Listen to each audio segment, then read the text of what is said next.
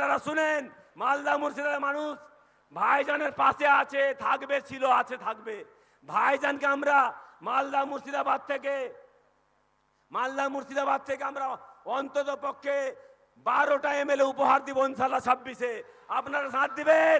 যদি সাথ দেন, মালদা মুর্শিদাবাদ থেকে ভাইজানকে আমরা আরো শক্তিশালী করে 10 থেকে 12খানা এমএলএ পাঠাবো। এই বলে আমি শাসক দলকে মুর্শিদাবাদবাসীর তরফ থেকে ধিক্কার জানাই এবং নিন্দা জানাই। ভাই বোন যারা সামনে বসে আছেন, আমাদের কথা শুনছেন, আমাদের নবাবের শহর, আমাদেরকে আপনারা ইন্ডিয়ান সেকুলার ফ্রন্ট মুর্শিদাবাদে সহ পুরো পশ্চিমবাংলায় ক্ষমতা আনুন। আপনারা জানেন মুর্শিদাবাদের বিখ্যাত আম লিচু, মালদার আম লিচু যেগুলো ব্যাপক হারে চাষ হয়, এবং ওই জেলা থেকে আম লিচু বিদেশ সহ পুরো ভারতবর্ষে বিভিন্ন ফ্রুট জুস লজেন্স হিসাব পরিচিত করে আবার আমাদের জেলায় সেগুলো আসে এবং আমাদের রাজ্যে আসে বিক্রয় করে। আমাদের জেলায় আমাদের ইন্ডিয়ান সেকুলার ফ্রন্ট তথা ভাইজানকে আপনারা ক্ষমতায় আনুন। আমরা আমার নিজের জেলায় কিভাবে আমাদের কর্মস্থান হবে, আমাদের পরিযায়ী শ্রমিক ভিন রাজ্যে যে যাতে হেনস্থা না হয়, আমাদের নিজের রাজ্যে নিজের জেলায় যাতে আমরা কর্মস্থান করে দিতে পারি, সেই উদ্দেশ্য হবে আমাদের আসল উদ্দেশ্য হচ্ছে সমাজ পরিবর্তন করা। সমাজ পরিবর্তনের ডাকে আজকে ইন্ডিয়ান সেকুলার ফ্রন্টে আমরা মুর্শিদাবাদবাসী সহ পশ্চিমবাংলার মানুষ দলে দলে যোগ দিয়েছি। সামনে আমাদের যে সুযোগটি এসেছে, এই সুযোগটিকে আমরা আর অপব্যবহার করিব না এবং আমাদের ভোটটি সঠিক জায়গায় দিয়ে এই অত্যাচারিত শাসক দলকে ক্ষমতা থেকে অচ্ছিন্নিত করে সিংহাসন থেকে নামিয়ে তাকে সাধারণ ভোটার করিয়ে ছাড়বো, এই প্রতিজ্ঞা আমরা এখান থেকে করে যাচ্ছি। সাথে সাথে আপনাদেরকে বলবো, আজকে পশ্চিমবাংলা সহ পুরো মুর্শিদাবাদের মানুষের দেওয়ালে পিঠ থেকে দিয়েছে বর্তমান শাসক দল সহ বিজেপি সরকার। আমাদের ওবিসি কেড়ে নিয়েছে, আমাদের বাপদাদার ওয়াকাবের সম্পত্তি আজকে 1 নম্বর খতিয়ানে বর্তমান শাসক দল সহ বিজেপি সরকার আপলোড করেছেন।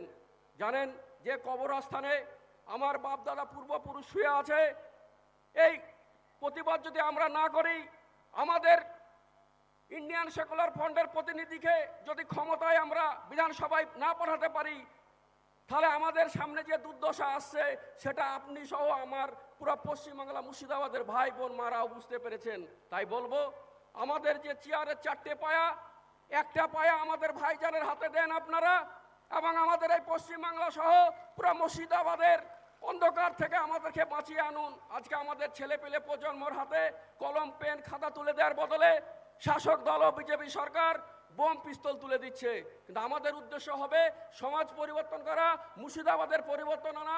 আমরা মুর্শিদাবাদের ঘরের ছেলে মেয়ের হাতে বোম পিস্তলের বদলে পেন কলম খাতা তুলে দেব, এবং যাতে আমাদের ছেলেপেলে শিক্ষিত হয়ে কোনো মোহাম্মদ আলী মোহাম্মদকে না মারে, দলিত আদিবাসীকে দলিত না মারে, আমরা সকলে মিলে হিন্দু মুসলমান খ্রিস্টান জৈন বৌদ্ধ কাঁধে কাঁধ মিলিয়ে এই পশ্চিমবাংলায় বসবাস করব। এই বলে আমি আমার সংক্ষিপ্ত বক্তব্য শেষ করলাম। ইনকিলাব জিন্দাবাদ। প্রিয় আমার বড় ভাইজান আব্বাস সিদ্দিকী মহাশয় জিন্দাবাদ। প্রিয় আমার ছোট ভাইজান নওশাদ সিদ্দিকী মহাশয় জিন্দাবাদ। ইনকিলাব জিন্দাবাদ। জয় হিন্দ। অসংখ্য ধন্যবাদ হাবিব শেখ মহাশয়কে। এবার সংক্ষিপ্ত ভাষণের জন্য ডেকে নেব মালদা জেলা নেতৃত্ব তথা রাজ্য নেতৃত্ব কালিমুল্লাহ হক মহাশয়কে।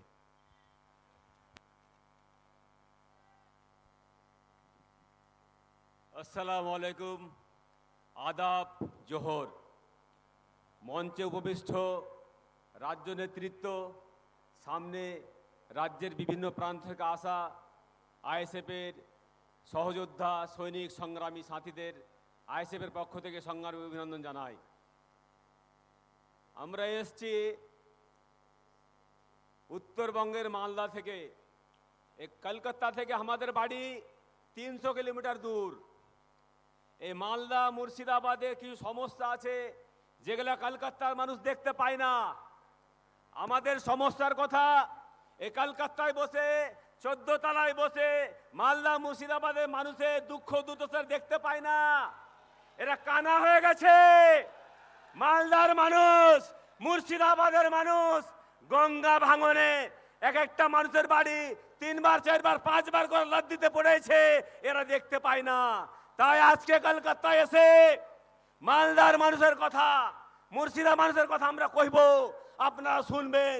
আর এই কলকাতা থেকে আমরা ডাক দিব, মালদার মানুষ কেন ভিন রাজ্যে কাজে যাইয়া, পেটের দ্বারে কাজে যাইয়া কেন লাশ হয়ে ঘরে আসবে, এর প্রতিকার আমরা চাইছি। খুব হয়েছে, স্বাধীনতার 80 বছরে মালদার মানুষ আমরা কিচ্ছু পাইনি, মুর্শিদাবাদের মানুষ রাজমিস্ত্রি ছাড়া কিচ্ছু পাইনি।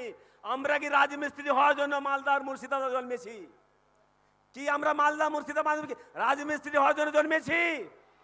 সাংবিধানিক যে অধিকার কই আমরা পাই না কেন, সেটা আমাদের কেন দেওয়া হয় না? তারই জন্য আজকে কলকাতার বুকে এসেছি। মালদার রতুয়ার বিলাইমারি থেকে শুরু করে মানিকচকের গোপালপুর, মোথাবাড়ির কালিয়াক 3 নম্বরের শোভাপুর, পাল্লালপুর সব নদীর লাদ্দিতে চলে গেছে। মুর্শিদাবাদে ফারাক্কা লাদ্দিতে চলে গেছে।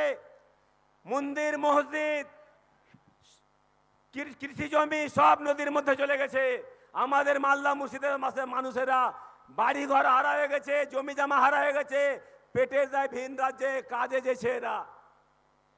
কাজেই যখন আমরা কর্মসংস্থান পাইছি না মালদা মুর্শিদাবাদে, যদিও সেখানে আমের লিচির বাগান আছে, কিন্তু আম লিচু এখানে কোনো প্রকল্প করা হয়নি।